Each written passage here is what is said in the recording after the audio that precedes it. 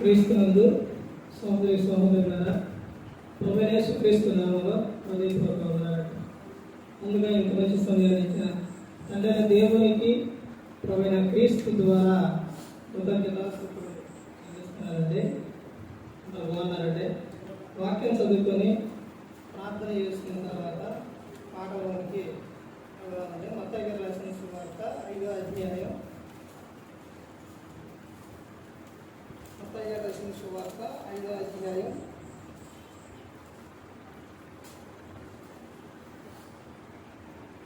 34వ వచనం. నేను మీతో చెప్పినదేమనగా, ఎంత మాత్రము బొట్టు పెట్టు కొలవద్దు. ప్రార్థన చేస్తాం. పరలోకమందున్న మా తండ్రి, పరిశుద్ధ ప్రేమ గల తండ్రి, గొప్ప తండ్రి, అయా మీ ప్రియకుమారుడు యేసుక్రీస్తు ప్రభువారి ద్వారా కృతజ్ఞతాస్తుతులు చెల్లిస్తున్నాను ఆయన. అయ్యా ఈ క్లాస్ అంతట్లో మీరే నడిపించండి. వాక్యం బోధించగా ఈ లోక సంబంధమైన జ్ఞానంతో కాకుండా మీ జ్ఞానంతో మాట్లాడే భాగ్యం దయచేస్తారని మా ప్రభువైన యేసుక్రీస్తు నామములో వేడుకుంటున్నాము తండ్రి. ఆమేన్. ప్రభువైన యేసుక్రీస్తు నామములో హృదయపూర్వక వందనాలండి. దేవుని కుమారుడు యేసుక్రీస్తు ప్రభువారు లోకానికి వచ్చిన తర్వాత పరలోక రాజ్యం సమీపిస్తుంది కనుక మారు మనసు పొందమని ప్రకటింప మొదలుపెట్టారు. ఒక మనిషికి అవసరమైనది అది ఏంటంటే మారు మనసు. మారు మనసు పొందితే ఇక్కడ క్రియలు మారతాయి, అన్నీ మారతాయి. మారు మనసు అందుకే పొంది బాప్తిస్మం తీసుకోవాలి. మారు మనసు పొందితే పరలోకం చేరతారు. అందుకనే మారు మనసు గురించి ఆహార్ గారు కానీ, యేసుక్రీస్తు ప్రభువారు కానీ, శిష్యులు కానీ, పౌరులు గారు కానీ, ఆ తర్వాత మారు మనస్సు గురించి ప్రకటన గ్రంథంలో అవకాశాలు అనేది ఇస్తూ ఉన్నారు. ప్రకటన గ్రంథం ఎందుకనంటే ఇంకా మారు మనసు పొందుతారు అని. ఎందుకనంటే పొందని వారు ఎవరైతే ఉన్నారో వారు ఉన్నప్పుడు యేసుక్రీస్తు ప్రభువారు వస్తే, లేకపోతే వాళ్ళు ఈ లోకం విడిస్తే నరకానికి వెళ్ళిపోతారు. కాబట్టి అందుకనే మారు మనసు పొందుటకు అవకాశం ఇస్తూ ఉన్నారు. దేవుడు ఈ లోకంలోని దేవుడు అన్నీ వద్దు వద్దు వద్దని చెప్పారు. కొన్నే వద్దని చెప్తుంది దేవుడు. పాఠం పేరు అదే. అంశం ఏంటంటే వద్దు వద్దు వద్దు వద్దు. ఏ వద్దు? దేవుడు ఏమి వద్దు అని చెప్తున్నారు. దేవుడు వద్దు అంటే దాన్ని ఏం చేయాలి? నాకు కావాలి అని అనుకోకూడదు. దేవుడు ఇది నీకు వద్దు అంటే దాన్ని వదిలేయాలి. కావాలి అని అంటే చాలా ప్రమాదం. దేవుడు ఒకసారి చెప్పారు అని అంటే మరలా దాన్ని రిపీట్ చేయలేక, అది వద్దిగా. అందుకనే దేవుడు అన్నీ వద్దాను, అన్నీ వద్దాను. ఏదైతే మనిషిని పాడు చేసేది ఏదైతే ఉందో అదే వద్దాను. నిన్ను నరకానికి పంపించేది ఏదైతే ఉందో అదే వద్దంట. మిగతా ఏవి కూడా వద్దు అన్నా. ఈ సందర్భంలో చూడండి, 25 విషయాలు చూసేదండి. 25 విషయాలు. ఈ 25 విషయాలు 4 పాయింట్లలో చూస్తే వద్దు వద్దు వద్దు వద్దు. ఈ 4 విషయాలు 25 విషయాలు ఏంటి దేవుడు వద్దన్న విషయాలు చూడండి. మొట్టమొదటిగా చూడండి, మత్తయి గారు రాసిన సువార్త 5వ అధ్యాయం 34వ వచనంలో చెప్తున్నారు కదా, నేను మీతో చెప్పుకున్నదేమనగా. ఎవరు చెప్తున్నారు ఇక్కడ? యేసుక్రీస్తు ప్రభువు చెప్తున్నారు. నేను మీతో చెప్పుకున్నదేమనగా, ఎంత మాత్రము బొట్టు పెట్టుకొనవద్దు. ఇది మొదటి పాయింట్. ఏమొద్దు? నీకు నాతోడు లేకపోతే ఇంకా కింద పెద్ద అయ్యేమంటే బొట్టు. ఇంకో విషయం ఏంటి వాడేది? ప్రామిస్. ఎలాంటి అనేది వద్దు. నువ్వు బొట్టు పెట్టుకొనవద్దు అని చెప్తున్నారు. నీ మాట అవునంటే అవును, కాదంటే కాదు. కాదు, అంతే. ఇక ఒట్టు అని మాత్రం పెట్టుకోవద్దు అని. తర్వాత ఇంకా అక్కడ అధ్యాయంలోని మొత్తం 5 అధ్యాయంలోని కొన్ని విషయాలు ఉన్నాయి. వద్దు వద్దు అనే విషయం ఏంటి? ఆ వద్దు వద్దు అనే విషయాలు. రెండోది ఏంటంటే 34లోనే ఆకాశము తోడు అనవద్దు. ఎందుకు అనవద్దు ఆకాశం తోడని? ఆడ ఏమని చెప్తున్నారు? అది ఏంటంట? దేవుని సింహాసనం ఆకాశం, భూమి ఆయన పాదపీఠం.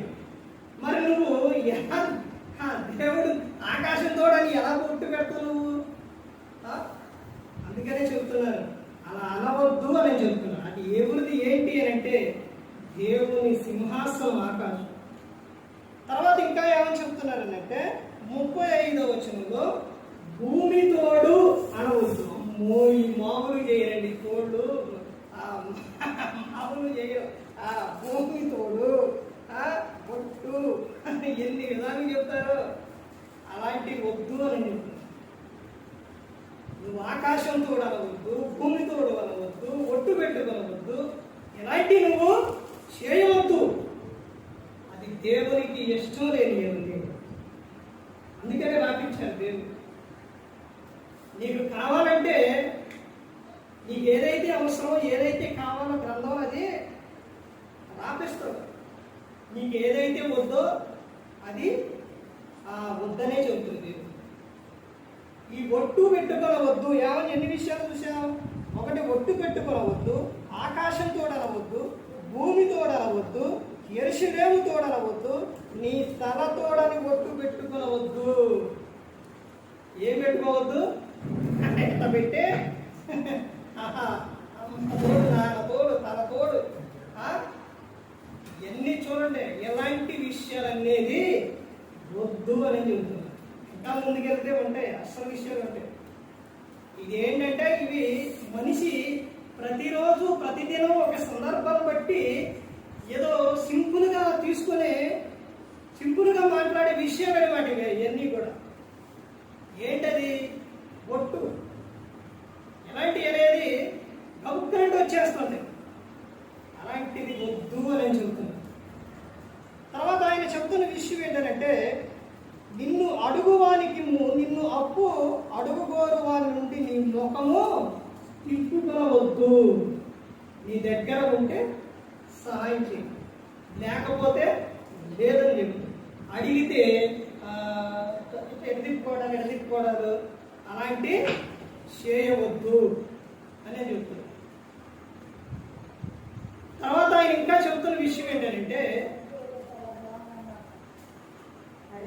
మన పైన వస్తుంది కానీ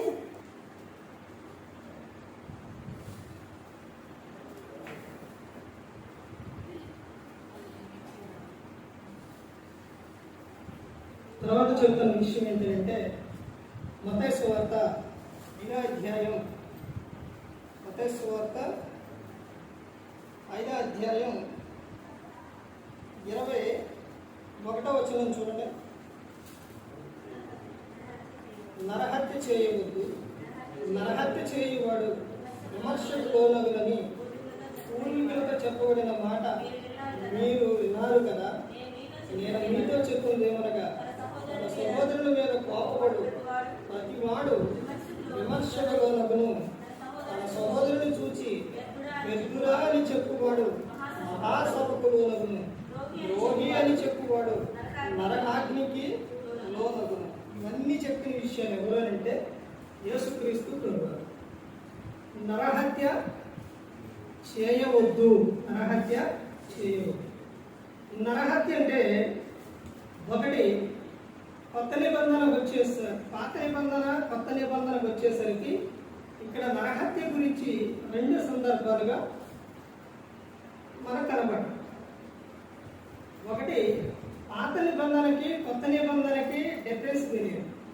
అంటే పాత నిబంధన అంటే కొత్త నిబంధన అందులో చెప్పిన విషయాన్ని ఇందులో చెప్పిన విషయాన్ని ఇదే విషయం అక్కడ ఉంది, తర్వాత ఇదే విషయం మళ్ళీ ఇక్కడ ఉంది. ఏంటి రెండింటికి?